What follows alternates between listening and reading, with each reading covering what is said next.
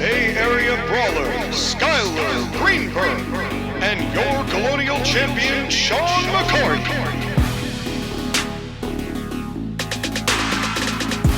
Welcome to the Court-Martail Podcast.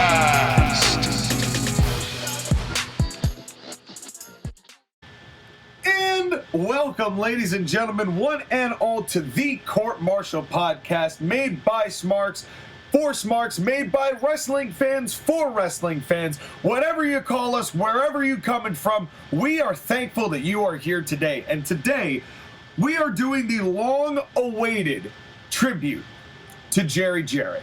And I am very excited for that, and it is going to be our topic today, as really it would kind of be a redundant spotlight. So we're only doing 3 segments, but we also watched 3 matches. And why I say we? Well, I'll tell you why I say we, because we have the man of the hour, the man with the power, too sweet to be sour. He is the Bay Area Brawler himself, the Skylar Greenberg. How are thee doing, my friend? I want to take a nap and forget professional wrestling because it's disappointing me right now. Well, I don't disagree with you, but, you know, we've got WrestleMania coming up, and we have ACPW and NWO coming up next week. So get excited for that. Oh yeah, those excite me. Like, booking our shows excite me. And WrestleMania is going to excite me in some ways and disappoint me in others. Like most WrestleManias do. I mean, some have heavy amounts of suck. Some have heavy amounts of good. That's kind of rare, but it happens. So it's going to be something. I am interested to see what happens here. It could go anywhere, any way, any direction.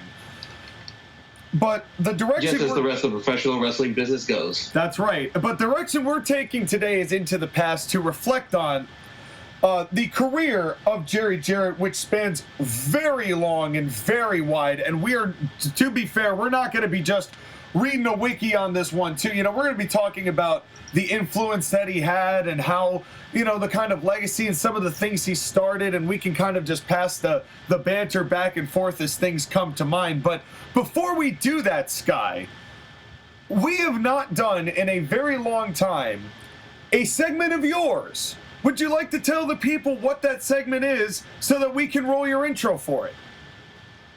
Well, that segment is the news of the week.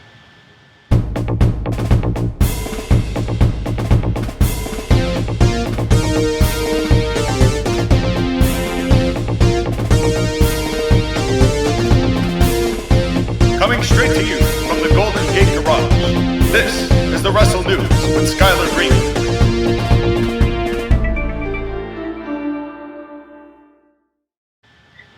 That's right, ladies and gentlemen, it is the news of the week in the professional wrestling world with your host, Skylar Greenberg, at your service. And I have a question for you, Sean. I have an answer for you, Skylar. Does it feel like wrestling disappoints you and then makes you excited and then disappoints you again? Yeah, that's the masochism of being a wrestling fan. That's what it's all. Except there's more disappointment than excitement lately. But if you remember, we did get sucked back in with the thought of Vince being gone and Triple H taking over. How fleeting that thought was.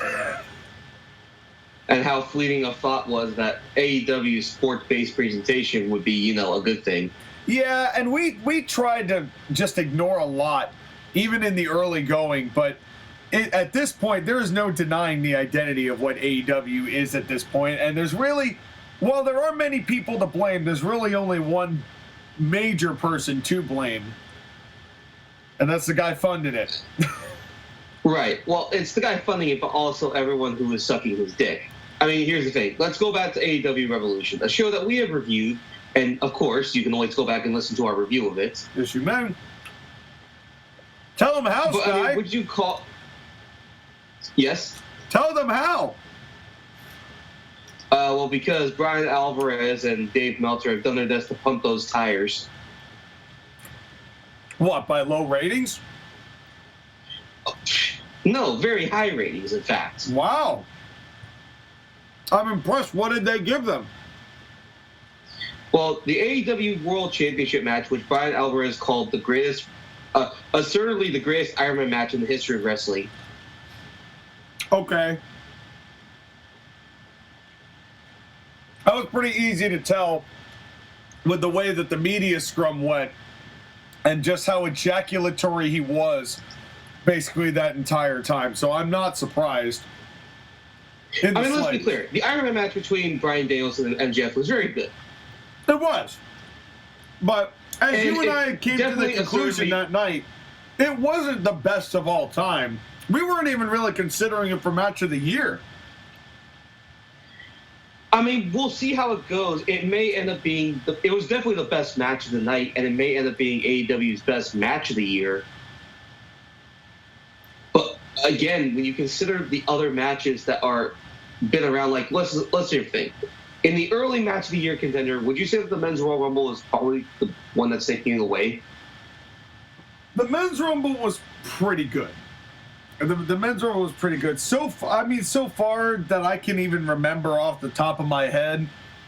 Yeah, I would say the Men's Rumble is so far as best. I mean, I haven't seen a really good Gunther match yet, but I expect I'm going to. I don't know if this triple threat that they are pushing, although people don't want it, they're pushing it for Mania.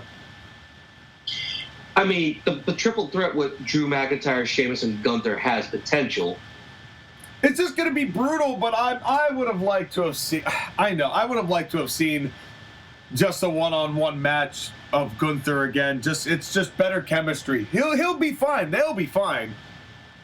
It's just going to be interesting to see how this goes. Yeah, you lose a little bit of the thing when you go and add another person to a match. Well, but here's my question, Sky. Is the plan here to have Drew or Sheamus? I don't know why. Yes, that's Sheamus's nighttime persona. No, but no. So you're saying that Sheamus dresses up as a sheep and jumps over you when you're sleeping? Yeah. He's not Freddy Krueger. He's an Irish Freddy Krueger. No, I'm just saying that you have a dream of sheep jumping over. Oh my God! Over farm fences. Sheamus is jumping over a farm fence. So what is happening here? No, if my point is here, Sheamus hasn't won the Intercontinental title. What are the chances that this is meant to get the Intercontinental title off Gunther without him being pinned so they can push Gunther into the main event at SummerSlam? It's a very good chance. Because this is a situation I feel like they'd only book this triple threat match unless they were really trying to keep Gunther intact for this potential push that we know that they want to give him now. Well, one of the things I've heard is that they are debating when to give Gunther that push. One of the things that one of the people are advocating for is Gunther keep the title because they want to, one, give Cody a little bit of breathing room with the title after Roman's had it for so long. Right. And I think that Cody will probably end up getting a match with maybe Jey Uso at this point. They might try with that not as a SummerSlam match, but just kind of as a people for Cody to beat in his championship probably like reign. The main event of like a Backlash or one of the other B pay-per-views, like Money in the Bank. Yeah, exactly. It'll be something along those lines, I would imagine. But again, Gunther, according to reports, is maybe a year or two away. They're just waiting to decide when they want to push it. But I definitely think that they're going to push him at some point to the world title. It's just a matter of when and who he's going to face.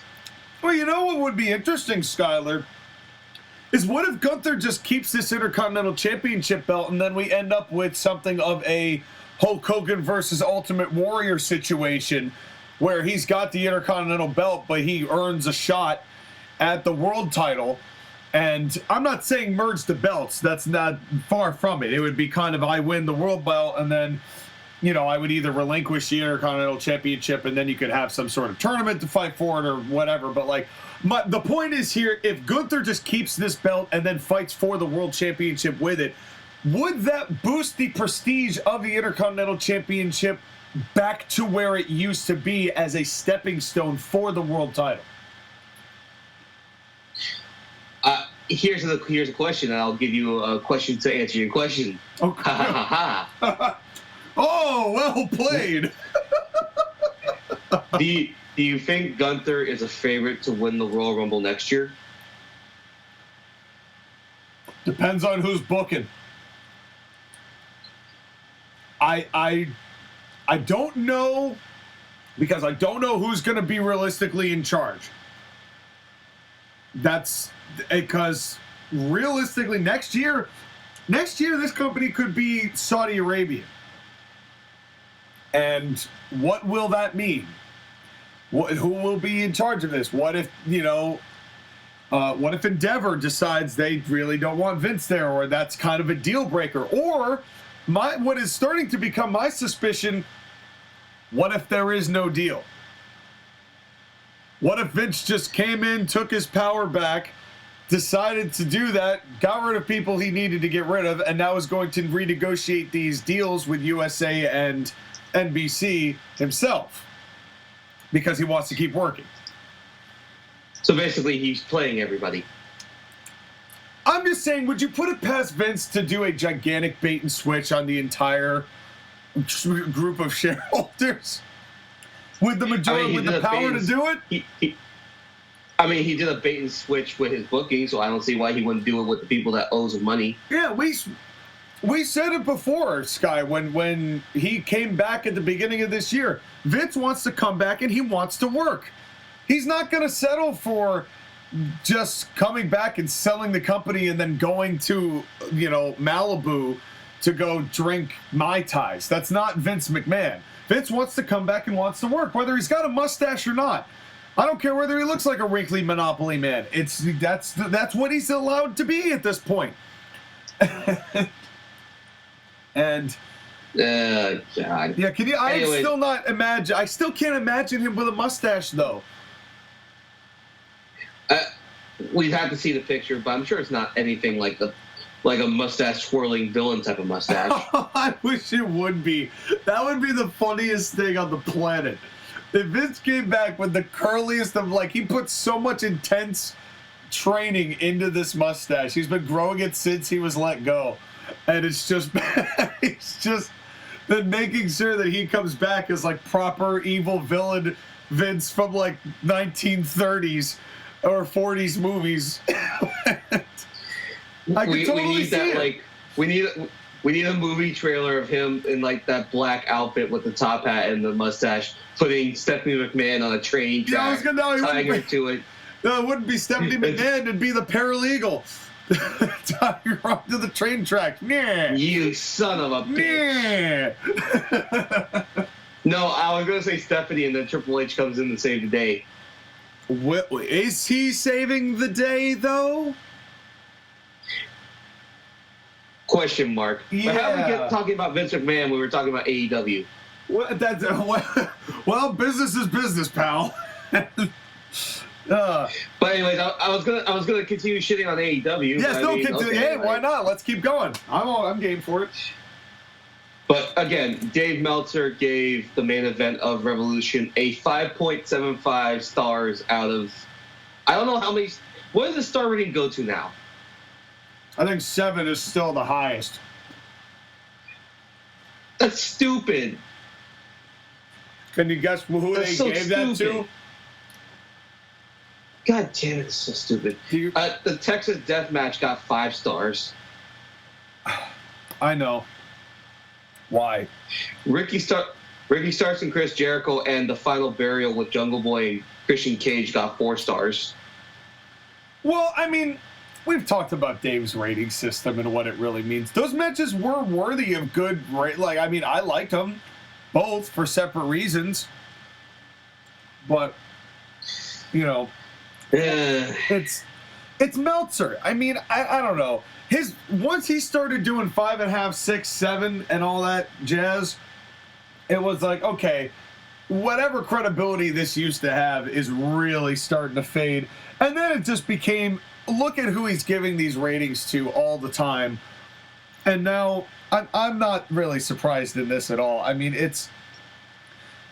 He's not bought off, but he's definitely more appraising of them for, I guess, just not being WWE, or that they've just seen more and they've taken more of Meltzer's advice and they actually admire and believe his opinion is sacred. So they listen to Meltzer when he makes complaints, so they do things that he likes. Well, the whole thing is that he basically was not getting the appreciation from WWE, and then when people start, like, you know, treating them with respect, like AEW's wrestlers are like, oh, I finally get to be a wrestler, like a wrestler. I don't know. He gets to be in the inner circle that he's always wanted to be in. Well, but here's my question to you, Skyler. What is he going to do if Kenny Omega goes to WWE? How is he going to handle that? Because Kenny Omega is the guy that Dave Meltzer anointed him and the Young Bucks as the greatest things since bread was sliced.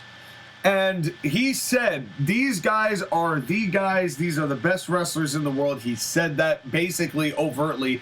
He anointed them. It's been said by multiple people, multiple times. But the whole point was they were anointed because they were not WWE. But if all of a sudden Kenny goes to WWE and he starts doing garbage, you know, how is Dave Meltzer going to handle that? Is he going to have to go, well, I have to anoint somebody else, and all of a sudden he would just change his tune and pick somebody else? And then if that's the case, are people going to pick up on the fact that he only did that because Kenny went to WWE? I don't think he would betray his personal feelings for...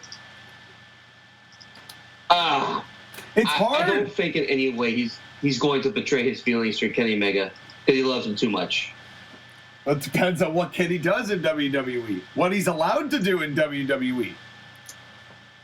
You know, I don't know. I see Vince looking at some of those matches and going, what the hell is up with this guy? But then again, they like Montez Ford for bulging his eyes out of his head and overselling and overacting. So, I mean, that's a dream match, isn't it? Montez Ford and Kenny Omega? To some. It's a dream match for some. To some. The dream match that they're actually advertising on March 22nd in Independence, Missouri is Kenny Omega versus El Hijo de Vikingo.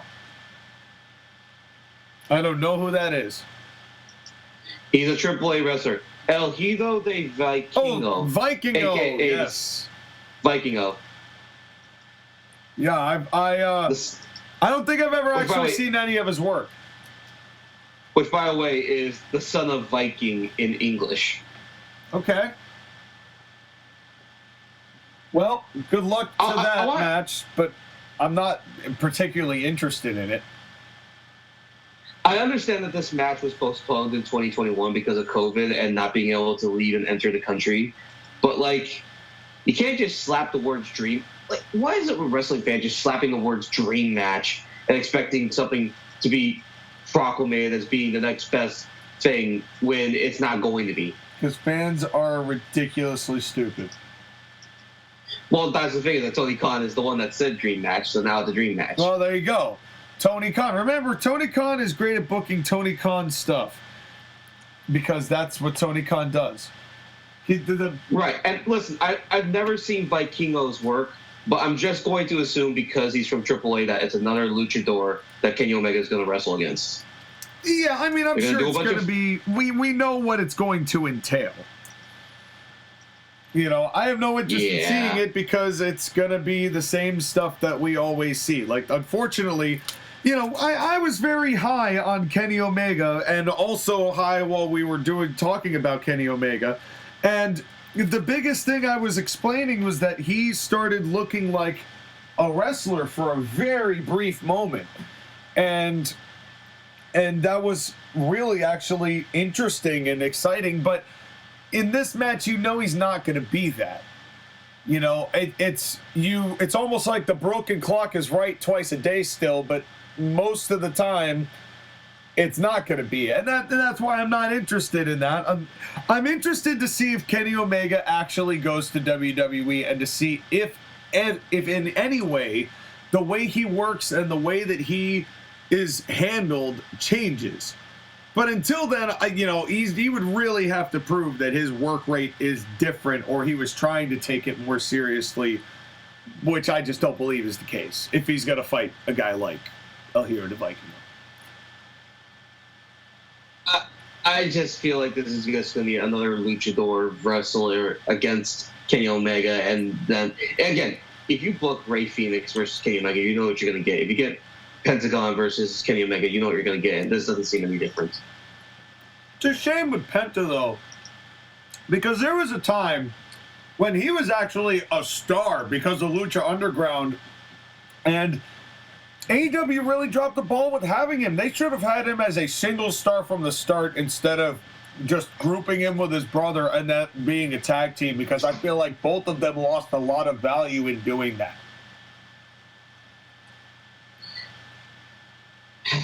You're not wrong.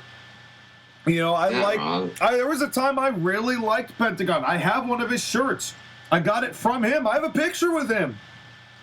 Because there was a time when he had momentum. People were talking about him on a level that, a lot of other people, even my friend Simon, who was on an episode way back in the day, he came to watch a couple indie shows with me, but the only reason he did is that he started really getting into Lucha Underground. And so when we watched and we were excited to meet Penta and we got a good photo with him, he had the momentum on his side, and then he went to AEW and he teamed up with Ray, and he just kept teaming up with Ray, and then whenever Ray was off TV, they did nothing with him as a singles competitor. And if you recall, Sky, one of the matches that the Marks liked a lot at All In was Kenny Omega versus Pentagon. That was, at that time, a dream match to have those two together. So that was a big part of, he had that kind of momentum where he could have been something as a single star for AEW and really brought that side of wrestling to the table in a way that would have felt more, equal representation, which is what they were trying to go for, and wildly missed the mark with, I believe, in AEW. But it's just a shame because it was a missed opportunity, and I wish Pentagon could have been the star that he probably never will be in the States anymore. 100%. 100%. I mean, the tough part is that I want to like Kenny Omega more than what he is, but Well, he has just small glimpses, but the rest of it, I just but I understand the feeling of I want Kenny to be better. I think he could be better. He just isn't better because he's Kenny. He's Kenny, and that's all he's ever going to be. That's all right? he is Kenny. But prove us wrong, WWE, I guess. See what you can do with him. No. Anyways, let's go back to WWE for a second so we can continue this story. Okay. So, have you heard about what's happened with Bray Wyatt? I've heard whispers and rumors and rocking chairs all over the place, but I've heard that it's been not too great for the young lad. Well, the problem is that we have no idea where the hell he is. That would be a part of it. He hasn't been involved at all in the last 3 weeks of TV. We have no idea what's going on with Bobby Lashley. Well, and there's been word that the match is off, and there's been word the match is on, and there's been word the match is off, and I don't know what the deal is now. I have no idea what they're planning or what their agenda is in that respect. But moreover, it seems like the whole root cause of this is that Bray has not been doing well somehow. What that somehow is, of course, nobody knows because we are not Bray Wyatt nor his family or friends. Nor are we psychologists like Tony Schiavone at Excalibur.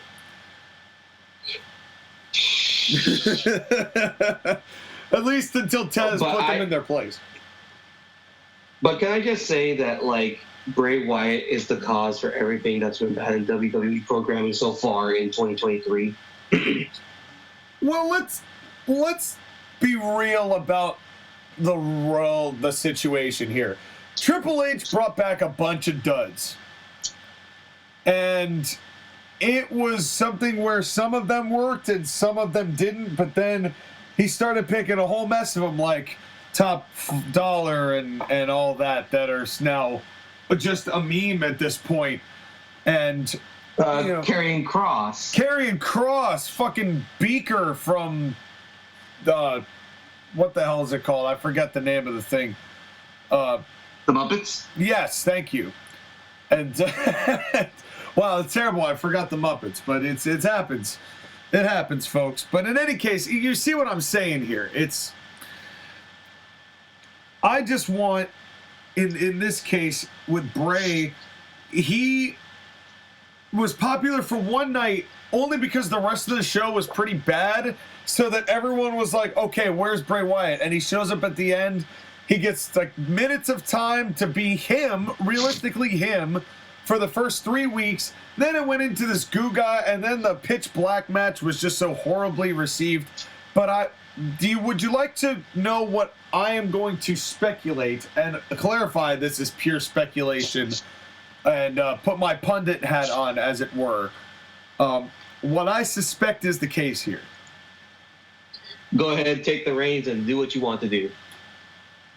I think it hurt Bray personally to have Brock go, there's no way in hell I'm working with Bray Wyatt. And I think that has gotten to him. They've gotten to the person. Not to the gimmick, but to the person. And I think that maybe has hurt his confidence a little bit. I mean, there's no doubt that Bray has heard all of the things that people have been saying about how just not good his run has been of late, and this direction they're taking. That's like where people don't even want to know how it resolves. You know, Alexa Bliss has been off television since being associated. And it seems like, I think it's not only just the WWE maybe losing confidence in Bray, but I also think it's Bray maybe losing confidence in Bray. And again, this is pundit hat right here, so I don't know shit from apple butter about the real situation, right? You'd have to ask him. So I'm merely just a speculator, a spectator, if you will, baby. I just want the best for the person, you know, and maybe that's not being a part of WWE anymore. You know, it just seems like with the way that it's gone. I mean, we swore off Bray Wyatt the last time we saw him in that pitch black match, if you recall, Sky. I mean, you guys swore off him. Well, would you really want to watch more Bray Wyatt shenanigans? Would you want to see him do damage to Bobby Lashley, which he almost guaranteed would do and might still? No. Well, I wish nothing but the best for the man, right? Again, there are more things more important than wrestling. You know, your health matters more in wrestling. I'm sorry if that is the case. That would shake me too if one of the biggest names in wrestling was like, no, not a chance. That would shake me a little bit, especially after being let go and coming back to make a big deal out of himself. Especially because the whole thing is that, like, the match that, I mean, Bray Wyatt is probably okay with a Lashley match, but he probably really wanted the Brock Lesnar match. I'm sure he did. It would have done wonders for him, you know, especially now. But you know what? What would you have done with that situation, Scott? Well, back when Bray Wyatt, you know, had a family of Wyatts that would help him beat Brock Lesnar, instead of that god-awful Brock Lesnar and Dean Ambrose match at Mania. Oh, yeah. Now, I still don't know who to blame for that, because on the one hand, I don't blame Brock for having it be such a bland match, but I also, with knowing what we know now about Moxley, it's hard to make that call. And then that Steve Austin interview that Ambrose had shortly thereafter. I think you have to go with the fact that look at what Jon Moxley has done since with creative freedom. Like, again, he wanted to do a hardcore match, and Brock Lesnar said, no, I'm not going to do a hardcore match. Yeah, and you know, in earlier days, in my markishness, I would have been siding with Ambrose in that situation, and I would have been mad at Brock. But realistically now, knowing what I know about wrestling, you cannot fault Brock for not wanting to do stupid bullshit. You Not really only can't. stupid bullshit, but again, it's the thing that Brock Lesnar is the only man in wrestling, besides maybe Gunther, that knows what's best for him and knows how to protect himself.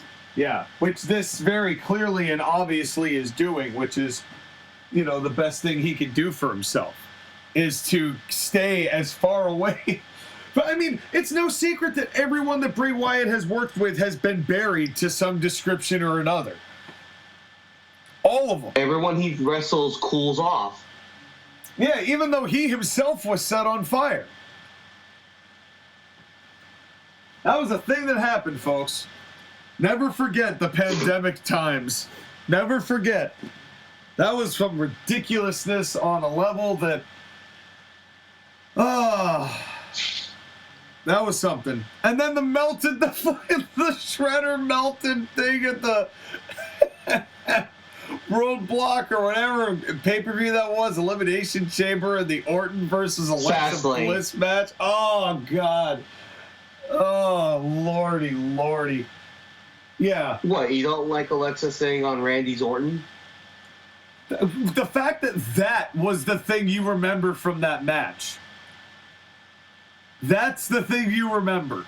And I'm not blaming you, Sky, because that's the only thing I remember from that match. Oh, and the pointing fireball that went like a foot and a half over Orton's head that he had to sell.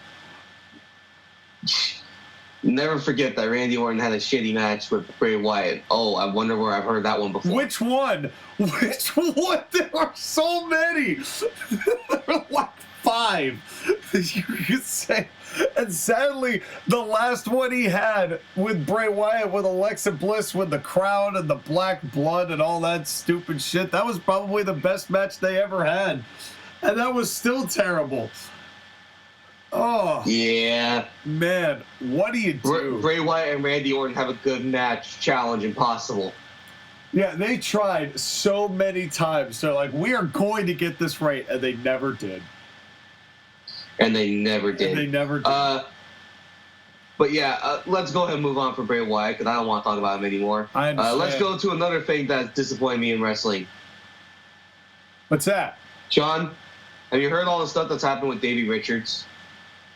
I have not. Please elucidate. Basically, Davey Richards has retired from wrestling again. On what grounds? Basically, every single wrestling company that he was employed by told him to fuck off after it came out that he was involved with domestic violence with his wife. Again. With Angelina? I believe so. Oh, no. I did not know this. Well... Why? You kind of nailed it on the head, Sky, because this was if I recall, this is an again situation, is it not? And again, it's like Davey Richards is a 40-year-old man at this point who continues to beat up his partners on cocaine. So yes, but this is, I didn't know cocaine was involved. Is that part of this story? Yes. According to screenshots reportedly taken by court documents shared on social media, include a bunch of his ex-partners, at least 2 or 3, showing him beating them while using cocaine and other substances. Well, I will say this. It does not surprise me that Angelina Love and Davey Richards and Angelina Love both kind of look like the type. Well, here's the thing. It's not just Angelina Love. It's also his other partners, too. Well, I just feel bad for Angelina. Well, I would say that, but Angelina Love kind of did it to herself. Well, she's a you're grown. right. I mean, nobody deserves domestic violence, right? I mean, you wonder what did she say as well that led to that, or whether it was just Davey freehanding it. With cocaine, you just don't know. It could be either. Well, here's the thing. It was with his current partner. It's not with Angelina, but she kind of she basically said on social media, yeah, he does that. Yeah, so I mean... Well, there you go. So this is, again, who knows who said what and what led to what. I'm not here to say who did anything allegedly. Just that's all. My thing is this. Are you surprised that these actions resulted in getting blacklisted from booking? Nope. Me either. Considering what Marty Scurll got banned for, considering what Jack Gallagher got banned for, I'm not surprised. And not for nothing, you mentioned that he is 40, so I mean, you might have just saved your body some good wear and tear by the business basically telling you you're retired. I just love the idea that his statement was, hello everyone, wow, what a couple of days. There are domestic violence allegations against me. The allegations I admittedly deny, and if you look at the case net in under my name, you'll see there are no charges against me. However, I do understand the industry stance in this matter. Everyone should feel safe at shows, and I do not want to be the person who damages that. The pic posted of my wife's eyes from training, and we regularly train in martial arts, as many of the students have got black eyes and such. Bet. Again, no charges were filed, and I deny these allegations, but I must do what is right and not what I want. So I am canceling myself. This great sport is far too wonderful for anyone, including myself, to tarnish it. I will wrap up my shows this weekend, and I'll be retiring from professional wrestling. That's awfully cheeky for someone who's denying allegations. I mean, I'm just saying, if you're actually gonna quote-unquote retire for the safety of other people, I mean, if they really were adamantly not true, wouldn't you want to go out and then use that publicity and then defend your honor and be like, this is why it's not true, instead of, oh, it's not true, but I'm retiring.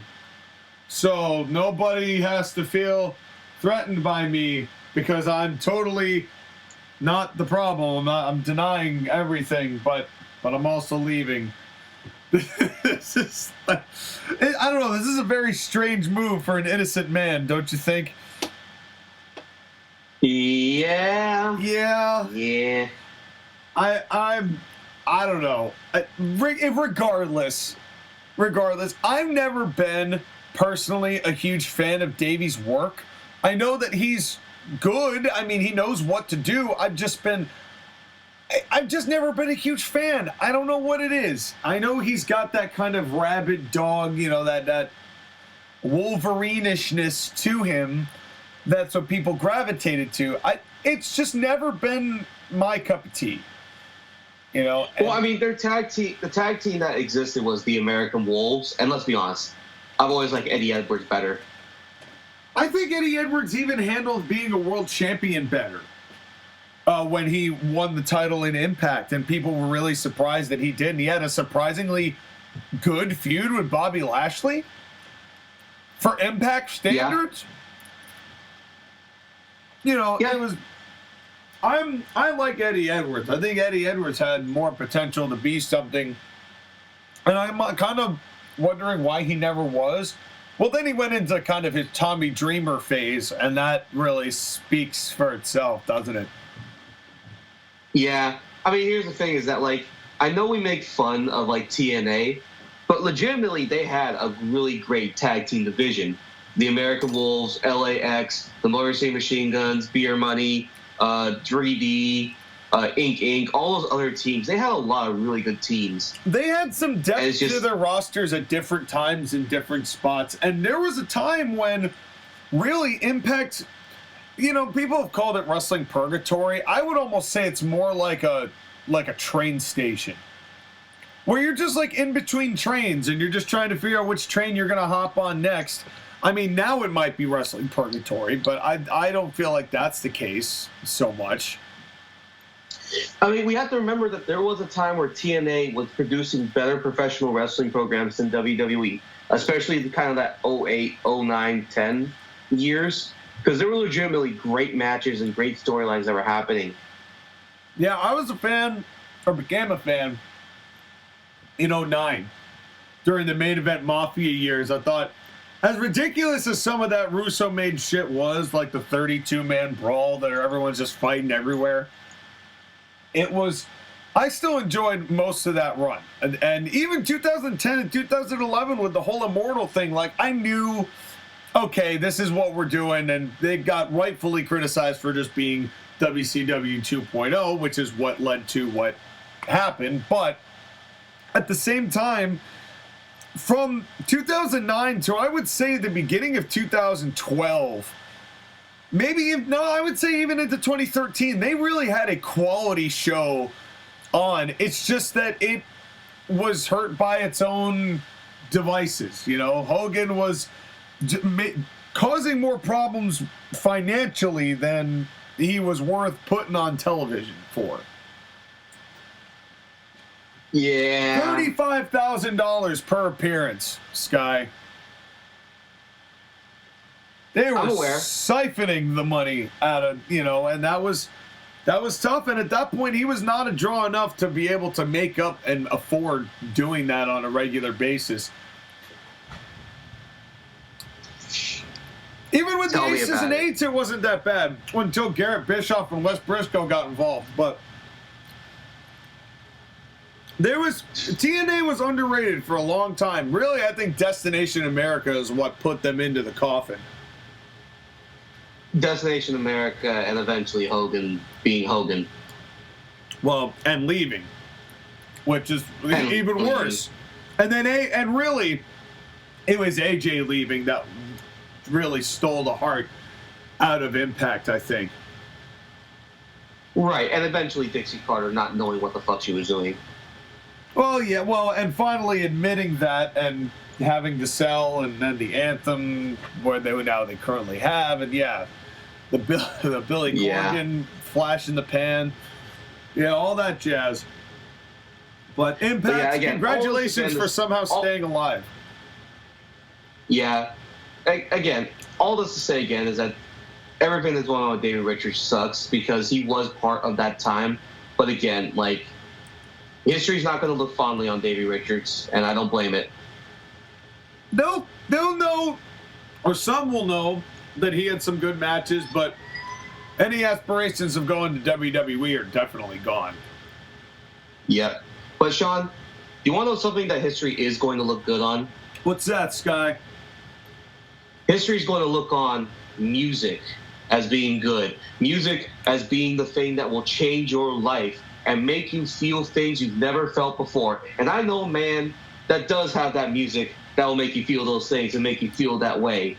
Can you tell me about it? Well, if you're looking at history and the history of man and the history of mankind, and you look at Mick Foley and you say, wow, what a worker. How did you get to be so good? Mick Foley would probably give you an answer that has nothing to do with this plug. But all of the rest of humanity would look back at the greatest musicians of their eras. The Beethovens, the Mozarts, the Taylor Swifts, the B.B. Noses and Young Gravies. And he'd look at all of those people and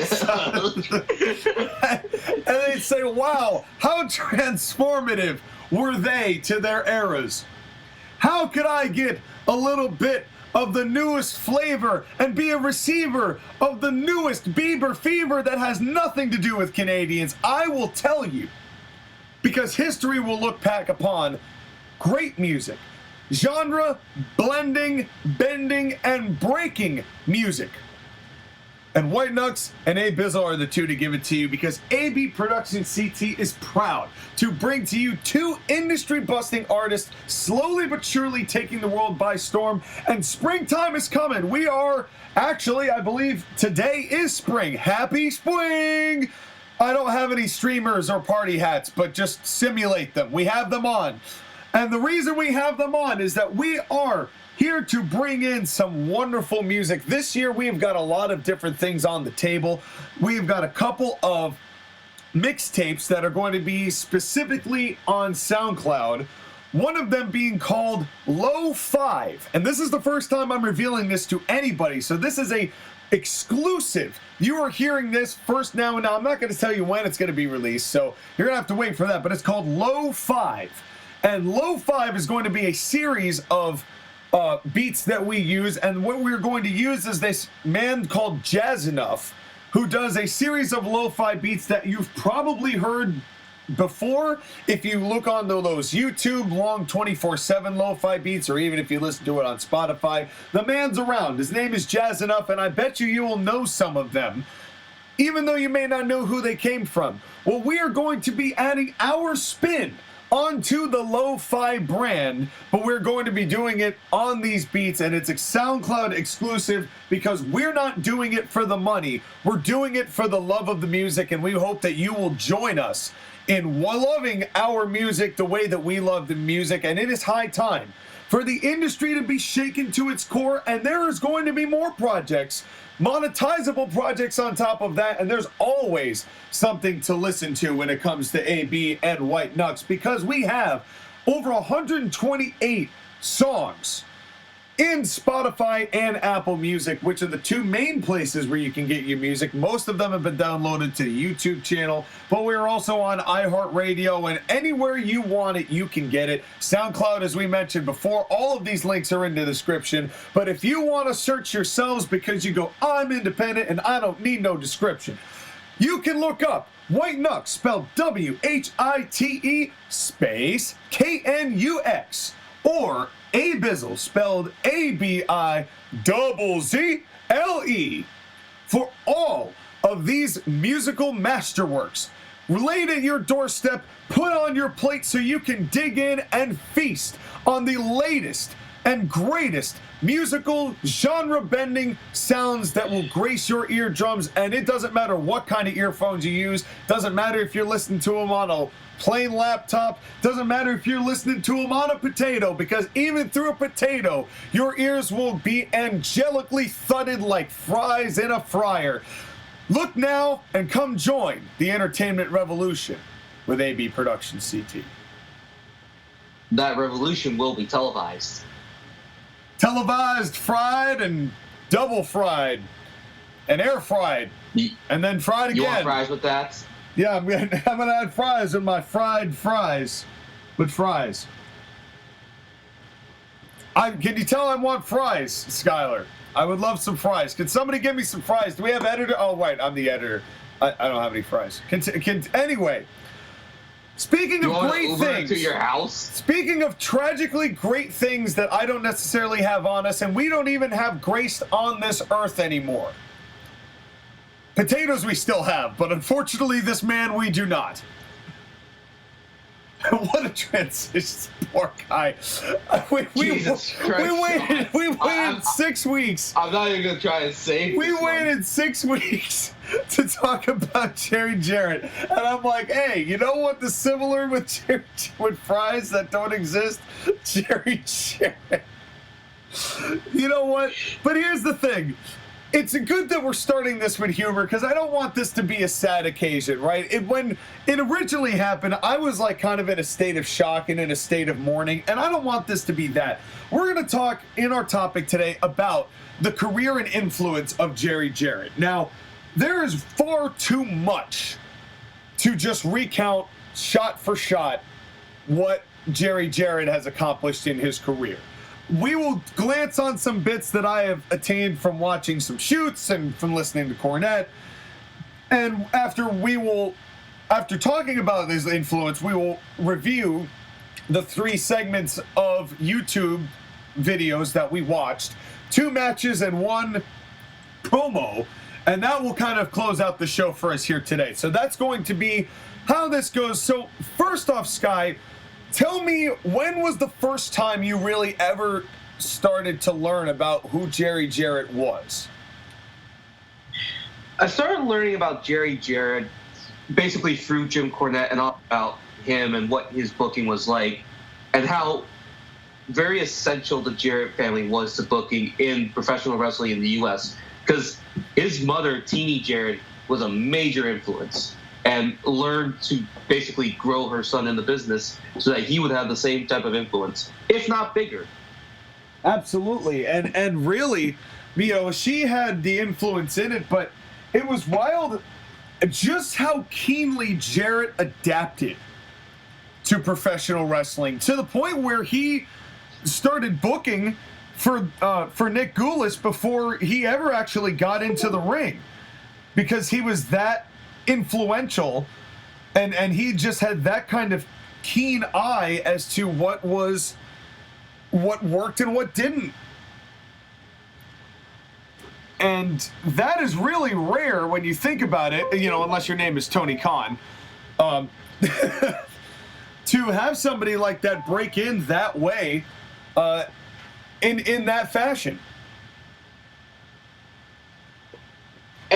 And again, it's like, this is something that would never happen. You would never have somebody working the way that it is now just because, child labor laws. Oh, yeah, absolutely. I mean, but they waited a while before he ended up actually wrestling, but the fact he learned how to wrestle.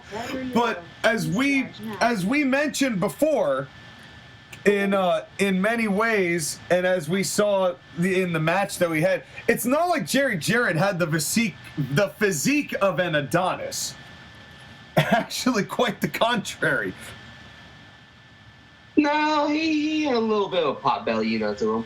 Yeah, I mean, and even that was when he was young too. It wasn't. I mean, he had a level of athleticism. It wasn't like he wasn't athletic, but it was just compared to some of the guys. I mean, Jerry Lawler was very barrel-chested, and and even people like, even though he was somehow taller and looked more physically imposing than Tojo Yamamoto, somehow, even though Yamamoto had a look kind of unique to himself. Right, we'll get to that in a second when we talk about Tojo, because I have a couple of thoughts about Tojo I want to share. Oh yeah, please do, because it's a very interesting piece. But it's amazing because that helped Jerry get over working with Tojo. They ended up being a surprising tag team that worked, and Terry Taylor, not Terry Taylor, Jerry Jarrett. I don't know why I got Terry Taylor stuck in my head for a second. Well, it's easy. He is a Red Rooster, so. Yeah, but Jerry Jarrett was trained by Tojo. So Tojo, in many ways, was his kind of master and kind of showed him the ropes. And it's interesting that Tojo was the one that trained Jerry Jarrett. Well, but you could you could see that based on kind of the strikes that he gave. And, I always wondered where Jeff Jarrett got those body punches that he likes to do so much. Now I know. It's his dad.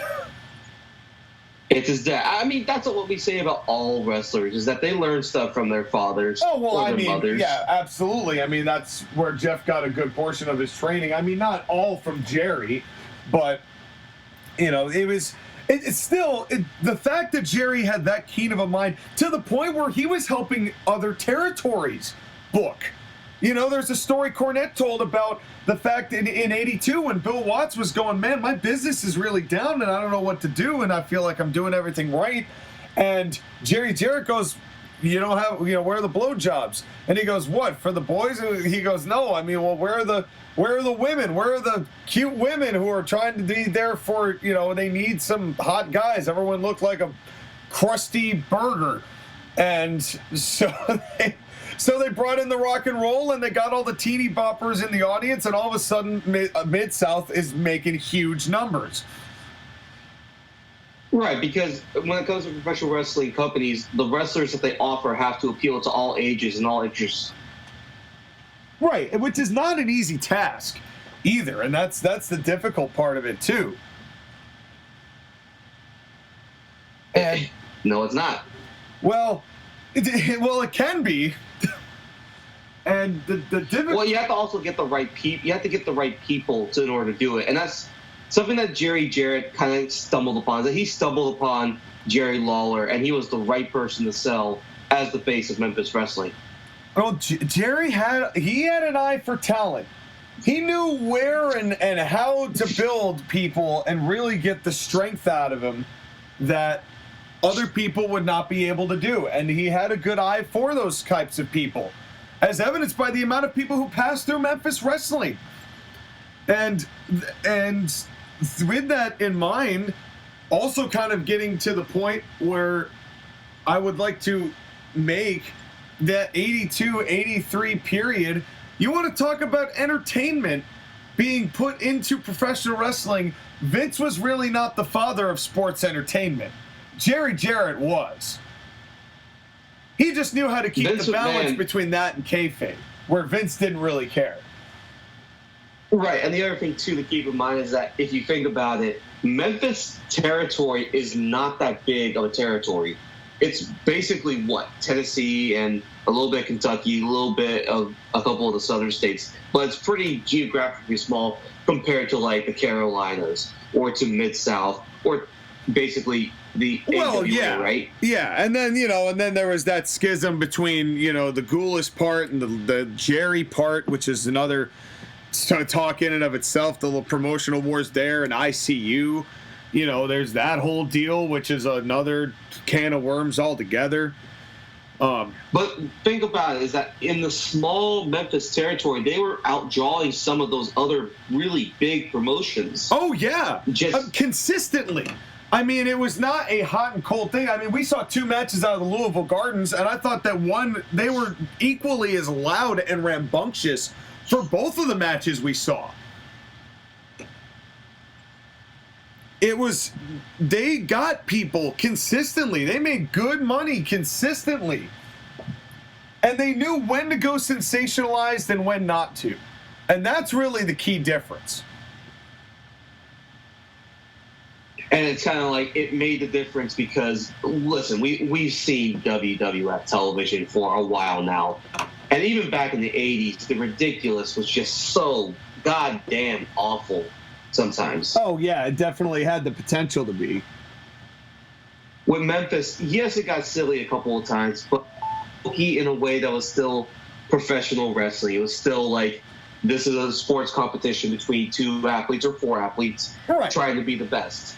Yeah, and I mean, they really had a perfect storm of thing, too. I mean, we're going to talk about Lance Russell as well as far as keeping that, too, because keeping that, I don't want to call it an illusion, but keeping that reality in place meant you needed to have people who took it seriously. And Jerry Jarrett very clearly took it seriously, but also knew that there were going to be some entertainment values in. I mean, it was a bold choice to do what Jerry Jarrett did when it came to Andy Kaufman.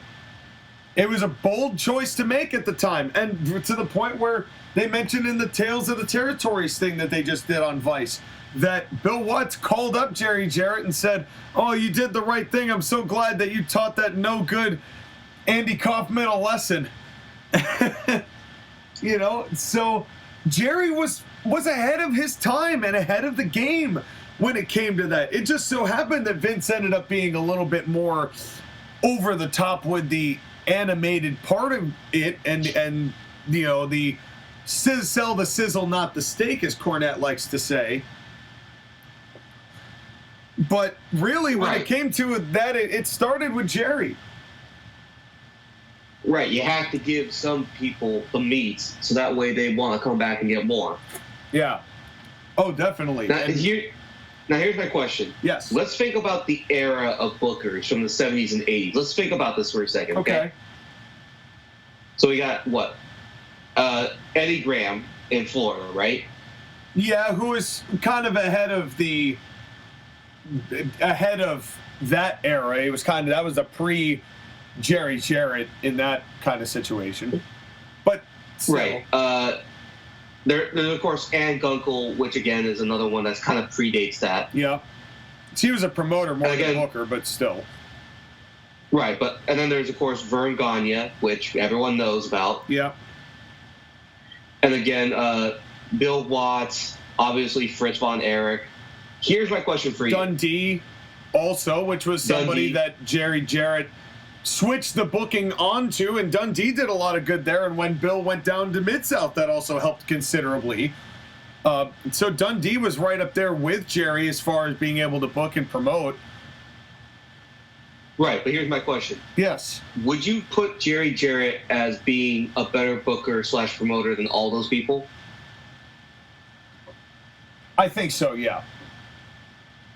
There's nobody that you say that you can think is a better booker / promoter. I think that Jerry knew the parameters of when and where to do what in a lot of ways. He was great as a promoter, but he also knew that he couldn't just keep the book on forever. He knew when the boys would start getting hot or restless, or when his stuff just wasn't hitting with the people the way that it was before, which is why when he brought Dundee in, all of a sudden, Lawler gets a fresh coat of paint. The whole territory feels different. You know, it gets a different vibe to it. And Jerry was always ahead of his time when it came to keeping the realism, but adding the ritz and adding that, you know, the amount that it drew to see somebody like Andy Kaufman work the way that he worked. And to do that... And also not having the ego to be about himself and make the show about himself. Right. I mean, even in the USWA, when they did that merger that was coming up in the late 80s and early 90s, and that was something, I think Jerry just didn't... later on, as wrestling developed into the kayfabe breaking that it was, you know, there was the talk, of course, we've mentioned it before, what would have happened if Jerry Jarrett had actually taken over for Vince, but that's kind of what I'm talking about as far as Jerry being kind of the patriarch for that line of thinking and that line of reasoning. And that's probably why Vince liked Jerry and why Jerry let Vince do the heel promos in the USWA for a while he was actually under investigation. Right. There's a lot of things with Jerry Jarrett. He may be the single most respected booker / promoter in the history of wrestling because of his knowledge of wrestling, how it works, what he needs to do in order to sell the buildings out, and most importantly, giving the people what they want. I mean, even in early TNA, you know, in early TNA when he was 2002, he was one of those major shareholders with Dusty and all those guys, and, you know, Jeff was Jeff. But the fact that Jeff was the founder and Jerry was behind it, and they were there for a good while, and they, to their credit, built TNA for a good period of time, and it had a little bit of Jerry spice added to it. And right. And again, we'll talk about when we go over the two matches and the segment, but the wrestlers that get through Memphis, besides Jerry Lawler, they're some of the biggest legends in the history of the business, and something at least partially to Jerry Jarrett. Corny got a start. Condrey got his start in Memphis, or he was working there. So was Bobby. All three of them were.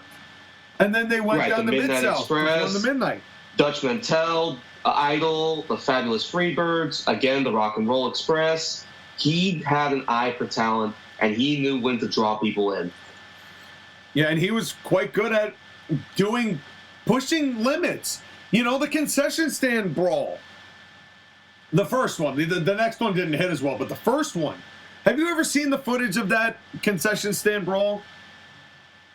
I mean, the people were going crazy over it. Because it's the first time that type of television was happening, and admittedly, it's something that WWE has taken too far. Yeah, well, absolutely. But that was really, you want to talk about backstage incidents being filmed. Name me another promotion who was doing something like that prior to Jerry Jarrett. I mean, Bill Watts tried with that white mask of Mr. Wrestling 2 that was found backstage, and this behavior will not be condoned.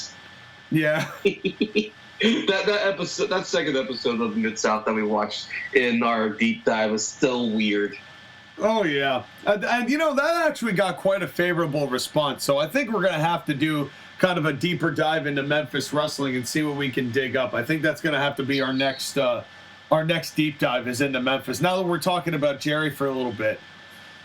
And well, we can do a little bit of a tease of that, a little bit of a coming soon with the things that we watched. Yes, and just kind of before we get to doing the roll here, just a final thought on Jerry's legacy. I just pose a question to you, Sky, just a hypothetical, before we get into the matches. What do you think would have happened if, with the resources that he could have had at his disposal, because Jerry Jarrett was very well off considering the amount of money that he made over his career, what if, instead of Vince McMahon buying WCW, if Jerry Jarrett, or let me rephrase this, if AOL decided they were going to keep the TV time, because that's really what changed the game. Let's say AOL Warner is going to keep the TV time, and Jerry Jarrett buys WCW. Do you think it would have gotten back to the point where it would compete with WWE?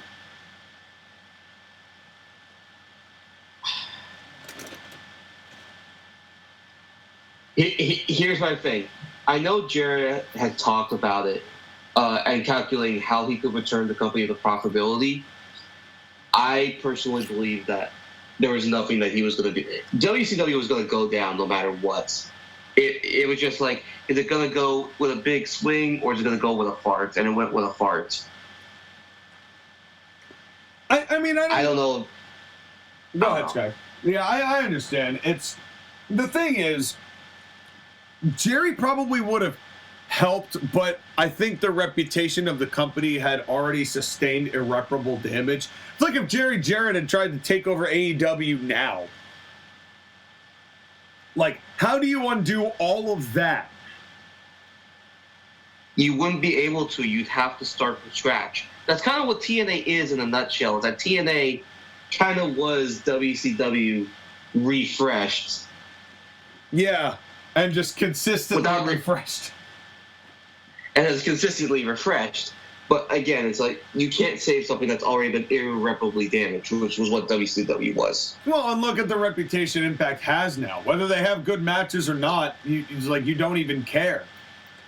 Because it's not a look who they've got on the roster. It's, oh my God, this company's still alive.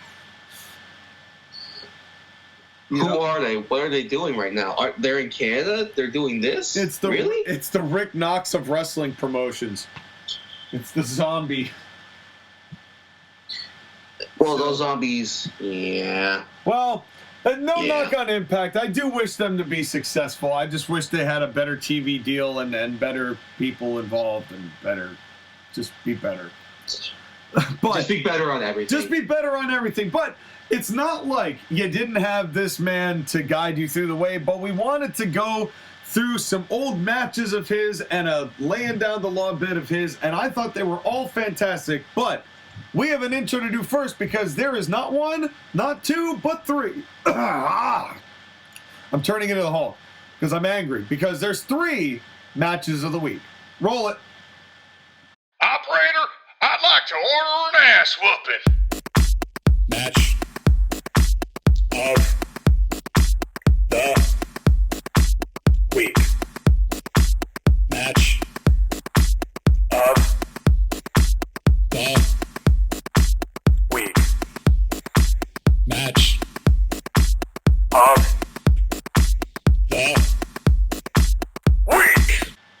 That's right, folks. It is the match of the week, and we had 3. Although it's like 2.5, because one of them is more of just a promo segment, but I still liked that segment. But we started with the Southern Tag Team Championships. On the line, it is Jerry Jarrett and Tojo Yamamoto, the challengers, versus Al Greene and, oh snap, I actually forget the last name. I thought I had it pulled up here. Hickerson? Yes. What's his name? Oh God. Dios mío. 1 second, folks. Phil Hickerson. Phil Hickerson, yes. It's Phil Hickerson. Phil Hickerson. So it's Tojo Yamamoto and Jerry Jarrett against Phil Hickerson and Al Greene for the Southern Heavyweight Tag Team Championships. What did you think of this 10-minute match, Skylar? I thought this was terrible. The TV sucked. Jerry Jarrett's hair sucks. He needs to be shaved bald. These guys are just fat, and I don't care. Wow. Nah, I'm kidding. What a wonderful analysis. How was Kenny Omega's most recent match? Terrible. No, this match was it was definitely interesting. It was definitely not modern day tag team wrestling because No. it Namely was not. because there was one comeback, which is automatically separates it apart from every show that we've seen.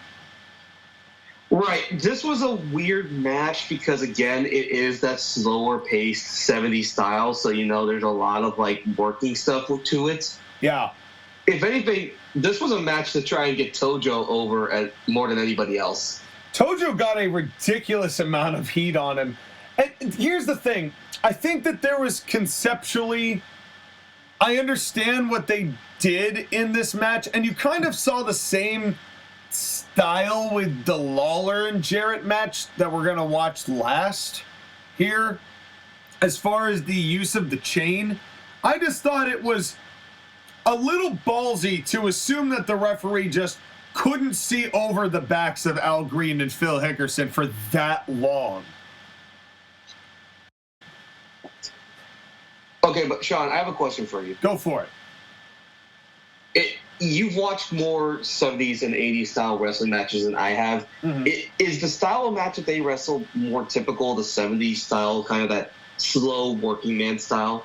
Well, here's the thing. I think that Memphis has a brand kind of unique to itself where you're not going to see a whole lot of holds. Not really. I mean, it's mostly punches and kicking and working the crowd and stalling. You wonder where WWE's Milk Everything format came from. What was most of this heat other than walking around with this chain around Yamamoto's neck? Well, it was milk, and it was punches and kicks and maybe a submission move here or there, but which is fine. I mean, I don't have any problem with that. Once they got the heat, of course, which was the crash and burn that they got with the chain, and then they passed it back and forth to Greene and Hickerson. I thought that they did a good job healing it up and getting heat and cutting the ring off, which was 3/4 of what this was the official just being distracted constantly. Well, again, it reads the whole thing of chaos happening. There's a manager at ringside too, which is not helping things out. Yeah. And every time, it was wild just hearing the crowd, a very hot crowd, I might add. Every time Yamamoto got a punch or a chop, like that one chop that he did when, right at the very beginning, when there was kind of that moment where they were both in limbo and they were both in the headlock, and then all of a sudden, I think it was Hickerson turns around and wham, big chop, and down he goes, and it was a hell of a bump. And it made me pop. I was like, oh, that's good. That's really damn good. So there was a lot of good stuff to it while they framed it still in the context of it is a fight between two teams. Well, one tag team and two guys working together, like Tojo and Jerry, obviously because of the way the match was booked, was not really much of a tag team. It was just two guys tagging together. Well, and again, we're missing some of the context of the weeks of television or the weeks of programming leading up to this. But my question to you, Sky, with the amount that Yamamoto was in this match and that Jerry didn't really get tagged in at all, how green was Jerry Jarrett when this match was taking place? Well, what is the date for this match? It didn't say. I didn't really get the chance to find where this specific match came from. I know it was the Louisville Gardens, but it doesn't. All it says is 70s on the video, and of course we have the link to the video in the description too if you want to watch what we watched here, because this is just from the YouTube. It's just from this YouTube channel, and it doesn't actually have a stamp on it. But if I were to guess, the first few times that Jerry Jarrett got into the ring, it was tagging with Yamamoto. And seeing how Jerry did not go in at all until the very end, until it mattered in the finish, and we'll talk about the finish to this tag match in a second. But it was going to be... This has to be done early 70s, because this is Jerry Jarrett is being very protected with Tojo doing most of the work. Yeah. Tojo got a lot of heat on this. He basically did the entire shine by himself. And then the whole rest of the match was the fact that Jerry Jarrett couldn't get into the ring. And,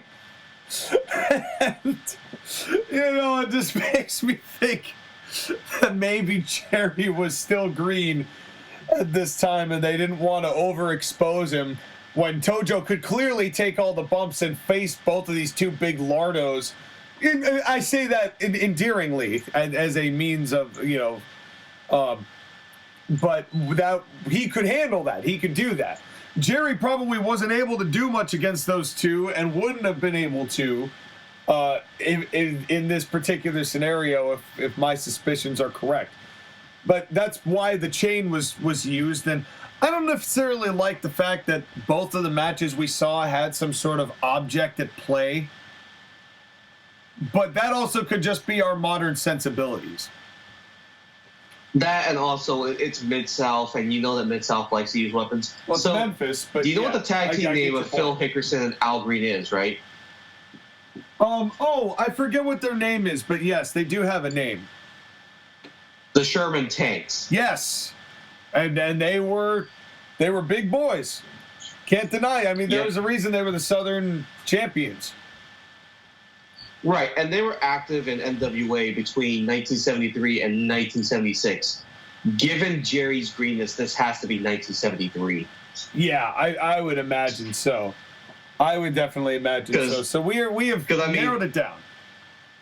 Because, the way that Jerry Jarrett gets into the ring to kind of, try and stop the heat and just, the referee just telling him to go back. Again, Jerry is over-animated, and he's kind of there's a little bit of a thing where he's trying to almost over animate to sell the point, which I understand why he's doing it. It just he's inexperienced. That's all it is. And it screams of someone who has not been doing this for a long time, or at least not doing it well. And to be fair, at that point he also had a chip on his shoulder because I'm sure the boys were, he had been booking at that point. So the fact that he had been booking, that he knew that he had to learn how to do this, so he probably went in there and tried too hard for the sake of proving something to some people. And, it all eventually worked out for him. But, yeah, I would guess that we have found a match very early on in Jerry Jarrett's career. Right. There was a lot of interesting, again, this is not a very interesting match just because it's a lot of, slow hugging, a lot of, punches and kicks and all that. Do you see Jerry Jarrett's little thing of boop, axe handle, go back to the corner? Yeah. Go back. Yeah. And that was the story of the match, and they did it for a good 5-6 minutes, but the crowd was getting angrier and angrier, Jimmy Hart getting involved. And then they did, it kept working, and then finally the tag that wasn't a tag, but they still kind of let it be a tag, and then they did the double pin as this finish. And what did you think about how this went? I mean, it was a dusty finish if ever there was one, 2 pins at the same time. But where did this second referee come from? I don't think it was a second referee. Was it this one, or was it the match with Jerry, where one of them, the referee, actually got incapacitated? And it was either this one or the one after it, but there were 2 referees, one of whom came in afterwards, who saw the tag take place. Yes, there was this match, because the referee didn't see that the tag was made, even though the tag was made. So the referee, who was on the outside, the enforcer, comes in and basically does the count with Jerry getting the pin, even though there's a pin also on Tojo Yamamoto, which is also a 3. I believe it was Al Greene who had the pin. So they both pinned at the same time, and because the other referee saw the tag, that authority counted. So that meant that the original referee gave the belt to the Tanks because he didn't see the tag, but the other referees arguing with them that Tojo and Jerry won, and then Jerry starts attacking Al Greene again, and the camera fades out. Yeah, so we don't really get an answer, which is, I mean, quality television, because I wanted to know what happened after that. So that was, I mean, that you want to talk about, that's about as good as an ending as you can get if you want people to keep watching, because I just didn't understand it. But it's also something that I feel like wrestling, especially when we were watching Mid-South, they kept ending way too much on the whole thing of, you know, let's go ahead and end this match with controversy and things that are going on, and like maybe this is the right thing that's happened or maybe it's not, and you know, all that other stuff. Well, it's a difficult situation too, because you have what you're doing on television, but you also are going to be doing that every day on the road, and you're probably during most of those are going to have different finishes. And you know, and I'm not saying all the time, but you know, you'll do the same match in 8 or 9 different towns or more, you know, depending on what the circuit is that you're trying to go through. So there might be an over-reliance on it, but they were allowed to basically do that every night and piss people off in every town, because it wasn't like they were all seeing the television at the same time. So they could get away with doing those kinds of things on a lot more frequent a basis, I feel, than you do now. Yeah. You know, you are pretty much held to whatever you do on television nowadays. It wasn't like that when there was not nearly as much exposure in the television markets. Again, it's the thing that Jim Cornette has said, is that television helped enhance wrestling, but also helped kill it, because it made it so that you could get people out there, but then it also overexposed. Yeah. Well, and it also doesn't help that we have, you know, it would have been a much different scenario if wrestlers in the 80s had Instagrams.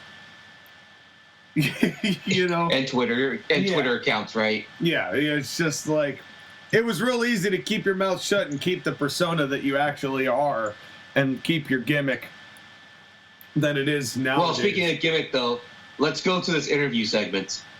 Yeah, so in piece number 2 here, I'm not sure when this was. This was obviously much later in the line, because this was probably in 1980, I think. This is 1982 or 83, one of those two. Because the Harts have been interfering. Jim Neidhart, along with Jimmy Hart, they've been interfering in matches and running roughshod. And can we talk about Lance Russell for a second?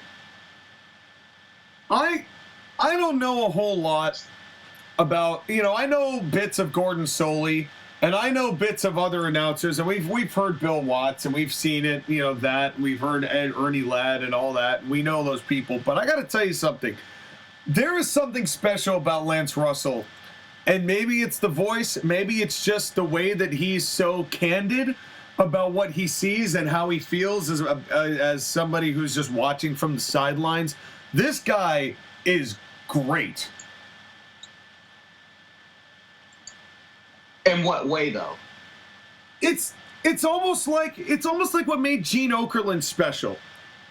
You know, where you always felt like he's giving his take on it and saying, "Oh wow, what a despicable actions these guys have been doing." And you know, I agree. You know, this is something that's been a problem, and you know it's been a problem, and I'm sure you've heard it from people outside. We've seen it with Jerry Lawler. We've seen it from here, and you know what? People are asking you, Jerry, what's to be done about the situation? You know, he's sitting there having a conversation. It's an interview, but it's not, "Oh, so what are your thoughts on this?" Holds microphone. You know, it's just, it felt more conversational, like something that two people would actually say to each other under the circumstances. And I know that's a foreign concept to the interview, and I know I'm guilty of doing that on ACPW just because I'm trying to get the promo across, but like, at the same time, there's something so personable about Lance Russell. Well, again, it's the whole thing is that we, as professional wrestling fans, want to view professional wrestling as a sport. This is an interviewer talking to a person who is the basically head of the company, the authority figure. And again, it's the whole thing of like, this is the type of interview that you would have if you were talking to the promoter of a wrestling company or the promoter of a boxing company about his talents. Yeah, and he was candid about it too. I like that Jerry said, "Well, You know, when I was a booker, I've worked with these people, and now as a promoter, I've worked in with these people, and we've had some issues going on lately. There's no disputing that, and there's a story, and then before he can really get it out, here come all the baby faces. Austin Idol, Jerry Lawler, the fabulous ones, which of course gets... And Dutch Mantel. And Dutch. And I'm sorry, I had a Ric Flair moment. I thought Dutch was just there to get a quick buck. So I didn't want to talk about that, but it's just like, come on, Rick. Stop. Anyway. But yeah, Jerry comes out and basically speaks for the babyface and say, what are you going to do about Jim Neidhart jumping our matches? This is the third time that has happened, and this is not cool. And you're not going to do something, we're going to do something. And I think Jerry did it perfectly here. I think they all handled it perfectly. As they're all baby faces, they're all upset. And he goes, well, not for nothing. You interfered in matches all the time. And like you said, yeah, it is a $1,000 fine. But, you know, part of Jim Neidhart's point is, well, how come, you know, if I get a fine, how come they don't get a fine? Even though they interrupted just because somebody asked you to. You know, that doesn't count. So here's the deal. I'm not fining anyone, but from this point forward, going now, no excuses. Doesn't matter who it is, whether it's you, whether it's Neidhart. If you interfere in a match, $1,000. That's the way it's going to be. The reason you didn't, even though it's always been a rule, is that I've been letting it slide lately, letting the boys be boys and letting it fight. You know, which happens sometimes. But now that it's become a problem, now I have to make it a problem again. And I loved all of that. I love this whole segment. I'm not going to lie, did not kind of feel like we've done the same thing where we've said, okay, you know what? We can't allow this to continue because chaos has happened. We need to get some order and some control. I, of course, did mine famously after a certain show in Los Angeles, had 2 disqualifications. Yeah, you've done that. And then with the whole... You know, with the feud with Cornette and Arn that I did in ACPW, where people, you know, when I said with Arn Anderson, you know why I haven't done anything about Cornette is that I've been trying to let the boys be boys and to just let the fight. But now this man has forced me to enforce rules. And I didn't want to do that because I wanted everybody to just be able to fight. But now you have forced my hand. And that's one of those things that I really, without even knowing it, we were just channeling our inner Jerry Jarrett, and it's a good wrestling tactic having some sort of authority be a proper authority. I think the other thing too is that like we didn't realize when we were doing that booking, like we want to have a rational sports company involved in wrestling, and what do you know? We not only like got the hints of it, we're like, you know what? We could do it just like this, and it's like, wow, this is what we want booked. Like, this is how we want our shows booked, to be like Memphis. And that's the wildest thing about all of it. And that's why I have such a reverence and respect for Jerry, because the more that I learn about him, the more I realize he's really been giving me what I've wanted all along in wrestling. In a lot of ways. Now, I'm not saying everything he did was the greatest thing that's ever graced pro wrestling. I'm sure he had plenty of duds in the same way he had plenty of successes. But you can't deny that even in a scenario where he's just talking to babyfaces and having a conversation and laying down the law, that he is about as authentic as it gets as far as the sense of the business is concerned, and how to make everything look and feel real while still giving people the entertainment and the drama that people crave. And yeah, again, it's that whole thing of you want to come back and see more. Now, do you want to know one note I do have about the baby faces? What's that? Is that every single one of those baby faces turned on Jerry Lawler at some point. Well, of course they did. They all had to at some point. And it's one more Jerry Lawler turned on them. And Dutch. Yeah. And the Fabs. And Austin Idol, we saw that match. We watched the match where he got his head shaved and nearly started a riot.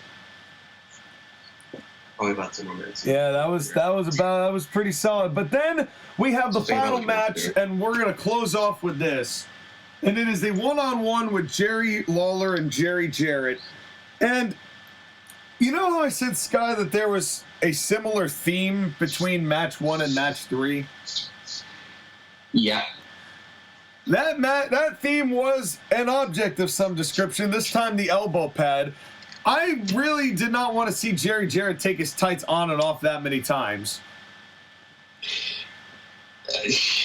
But I mean, you're not one of the female fans that wanted to see that. You're right. I'm not. But I will have to say it was a hilarious shot when Jerry Lawler pulled down the trunks and then Jarrett just popped him in the head and he went flying. Jerry sold those punches like he was getting hit by Saitama. You know what? In this match, more than the other one, because one, the TV quality is a lot better, because obviously now we're in the 80s. Yeah, it's much later on. But two, I'm starting to see more of where Jeff Jarrett gets his wrestling. Yeah. Yeah. In particular, the way that he sells, because I can see a lot of Jeff and Jerry. Oh, yeah. Absolutely. And that's kind of why when I mentioned about the body punch, I mean, that was pretty much all that Lawler did, or I'm sorry, that's all that Jarrett did, was throw punches. But that's all that he had to do. But this is also where I noticed that this milk for time and work the crowd deal, this was coming from Jerry Jarrett. Because they took their sweet-ass time to make contact with each other a few times in this matchup as Jerry went to go get some air, and then, you know, he came back in. And then there was the whole thing with the elbow pad and Jimmy Hart wrangling the head. And again, it was all about getting that crowd angry, which every act they did, the crowd did get louder. But is this not also hashtag bad formatting?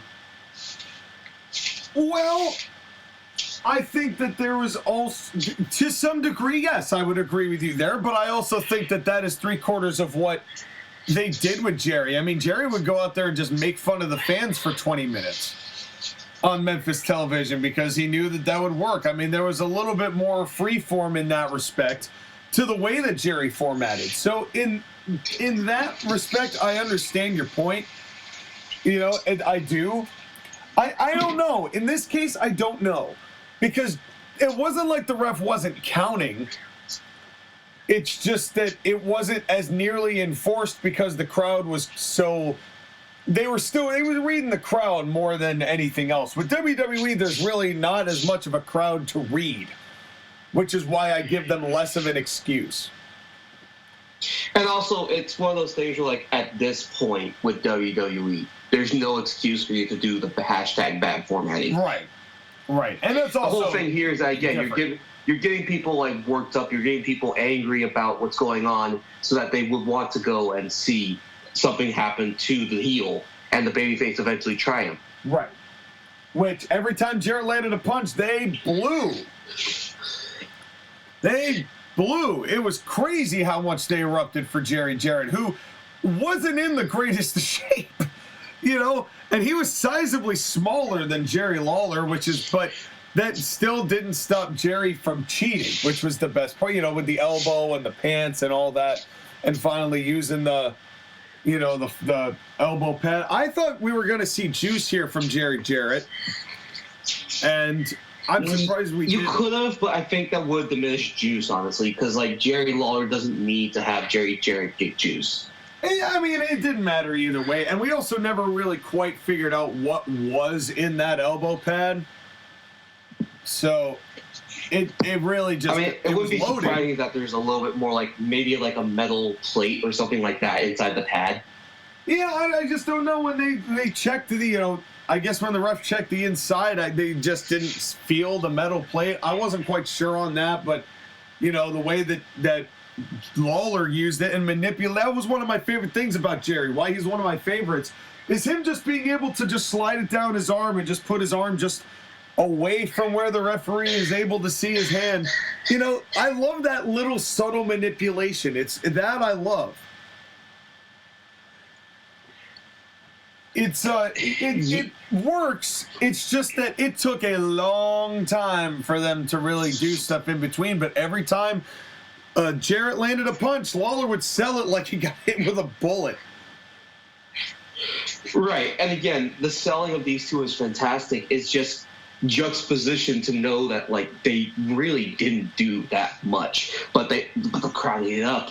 Yeah, because they didn't need to do that much, because at that point they were really wanting Jarrett to get one over on Lawler, and the way that it ended, there was a ton of heat. I mean, they got a lot of heat at the beginning, all the way through, and then finally with not just one but two pile drivers, which was the only move of the match, by the way.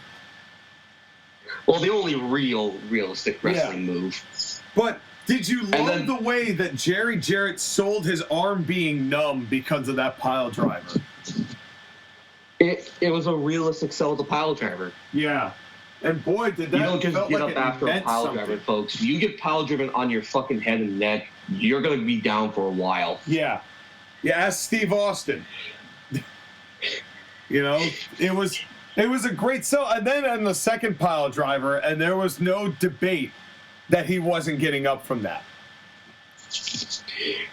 Right. If the first pile driver wasn't going to stop you, the second one, and again, the little body twitching after the second pile driver, like his body, like he can't move, or like his body's just a bunch of, what do you call it, like a bunch of nerves trying to find a place. Yeah. And then of the course jelly legs. With you couldn't beat me, you can't even beat Jimmy Hart, and then Jimmy starts beating on him, and Jerry holds the ref, and the fans are getting wicked angry, and here comes Dundee to come and save Jerry Jarrett, and the heels bail, and even though he's not cleared to wrestle, I love the line that Lance used, like, you don't have to be cleared to help a friend. That was like, oh, that's such a great line. And I thought Lance did a great job of explaining why Lawler and Jerry Jarrett were fighting as well. He says that Jerry Lawler forked him up for tons of money and said that wasn't right. And Jerry insists that Jarrett's been out to get him through the way that he's been promoting. And it's just, Lance Russell just tied everything together in this, which made it that much more special, I think. Which made it easier for us to understand, because, again, we're going into this match cold. If you were just watching this on a random 1980s night, you wouldn't know what's going on, but he explains the backstory and the context. Yeah, he caught us up. One other person. Yep. And there's only one person that's ever done that before besides Lance Russell, and that's JR. Yeah, JR was very good at it. I mean, Monsoon was good at it, too, for what it's worth. I mean, but it would not to the level of articulation that you got out of JR and Lance Russell. And I mean, Gordon Soley did that as well, just in his own way. But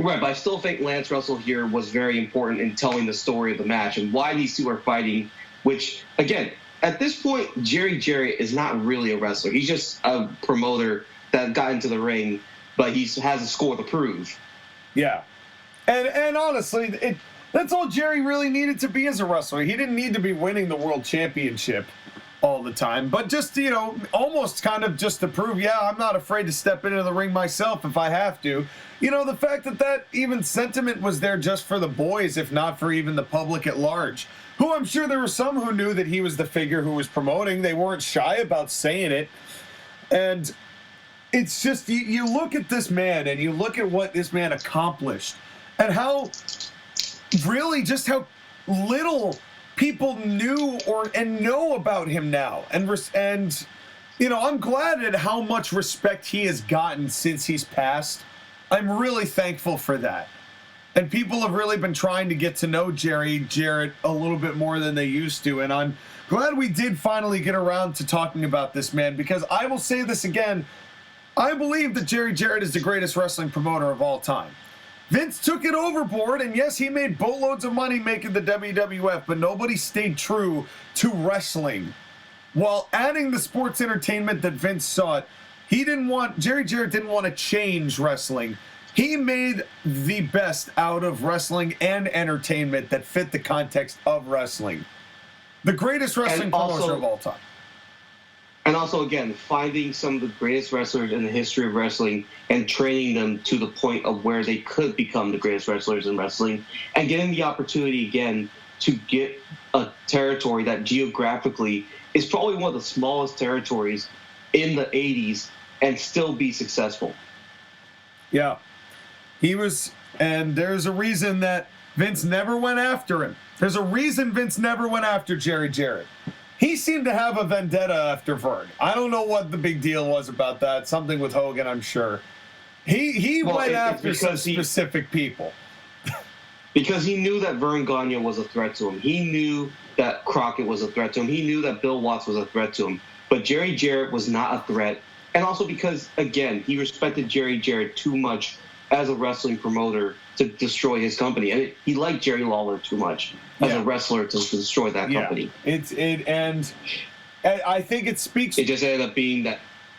Sorry, go ahead. No, please. It just kind of sucks that the company died after Jerry Lawler couldn't wrestle anymore. Yeah, I mean, that's the difficulty with having the one-trick pony that, you know, and also then him going up to WWF as well, you know, didn't help that either. And you know, it's, at the same time, you just got to say that I just have the utmost respect for Jerry Jarrett. I was pretty shaken when he passed because I truly believe that he is an icon and a legend in this business who should never be forgotten. And will never be forgotten. And we thank you, Jerry. Yes, thank you, Jerry, for for all of your contributions, the ones that we know and the ones that we don't. Because in a lot of ways, there's a lot of good things about wrestling that we have you to thank for. In a lot of ways. We don't even know what you're doing, but you're doing.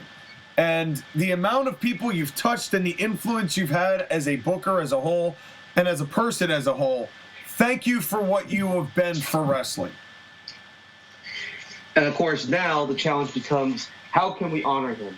And the best way to honor him would be to do our own bookings. Yes, to beat Marks and do fantasy booking where everyone just agrees to what we do. But you know what? At the same time, I feel more confident in knowing and having studied some of Jerry Jarrett in that booking, knowing that I've done some things that he might have done in his line of work. And Sky, you have too. And folks, if you want to see what comes up next, it is Season 4, Episode 2 next week. The only way you're going to see it is to like, is to share, is to subscribe, is to uppercut that bell button, switch it to body punch that bell button, actually. Switch it to all so that every time that we post, you know. Skylar, thank you as always for joining me for this Jerry Jarrett tribute episode.